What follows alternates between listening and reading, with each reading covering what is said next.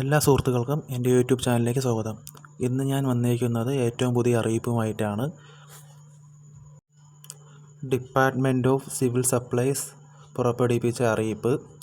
ഒഴിവാക്കൽ മാനദണ്ഡങ്ങളിൽ ഉൾപ്പെടാത്ത NBS നീല, NBNS വെള്ള റേഷൻ കാർഡ് ഉടമകൾ മുൻഗണന PHH പിങ്ക് വിഭാഗത്തിലേക്ക് മാറ്റുന്നതിനായുള്ള ഓൺലൈൻ അപേക്ഷകൾ 22/9/2025 രാവിലെ 11 മണി മുതൽ 20/10/2025 വൈകിട്ട് 5 മണി വരെ സമർപ്പിക്കാവുന്നതാണ്. അപ്പോൾ ഈ വീഡിയോയിൽ ഞാൻ പറയാൻ പോകുന്ന കാര്യങ്ങൾ വളരെ ശ്രദ്ധയോടെ കേൾക്കേണ്ടതാണ്. വീഡിയോ മുഴുവനും കാണേണ്ടതാണ്. സ്കിപ്പ് ചെയ്തു പോയ ഇമ്പോർട്ടൻ്റ് ആയിട്ടുള്ള പോയിന്റുകൾ വിട്ടുപോകുന്നതാണ്. ഈ APL കാർഡുകൾ PPLലേക്ക് മാറ്റുന്നതിനായിട്ടുള്ള ആവശ്യമായ രേഖകൾ എന്തെല്ലാമെന്നാണ് ആദ്യം നമ്മളിവിടെ ചർച്ച ചെയ്യാൻ പോകുന്നത്. റേഷൻ കാർഡ് കുടുംബനാഥ വിധവയായോ ഭർത്താവ് ഉപേക്ഷിച്ചോ ആളാണെങ്കിൽ വില്ലേജ് ഓഫീസിൽ നിന്ന് അത് തെളിയിക്കുന്ന സർട്ടിഫിക്കറ്റ് വാങ്ങേണ്ടതാണ്.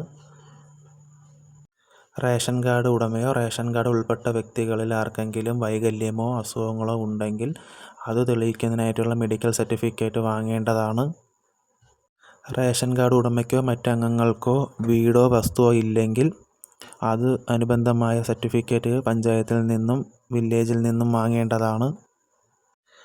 ഏതെങ്കിലും തരത്തിലുള്ള ഭവന പദ്ധതി പ്രകാരം ലഭിച്ച വീടാണെങ്കിൽ അത് ബന്ധപ്പെട്ട സർട്ടിഫിക്കറ്റ് വില്ലേജിൽ നിന്നും പഞ്ചായത്തിൽ നിന്നും കൈപ്പറ്റേണ്ടതാണ്.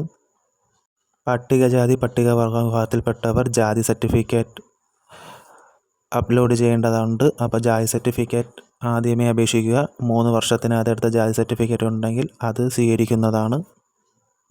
വാടക വീട്ടിലാണ് താമസമെങ്കിൽ വാടക കരാറിൻ്റെ പകർപ്പ് അപ്ലോഡ് ചെയ്യേണ്ടതുണ്ട്.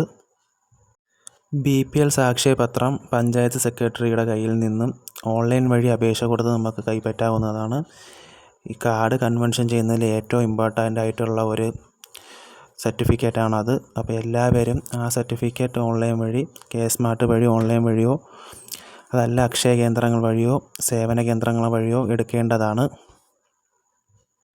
സ്വന്തമായി വീടുള്ളവർ വീടിൻ്റെ വിസ്തീർണം തെളിയിക്കുന്ന രേഖ, വരുമാന സർട്ടിഫിക്കറ്റ് എന്നിവ കൂടി ഉൾപ്പെടുത്തുന്നത് നല്ലതായിരിക്കും.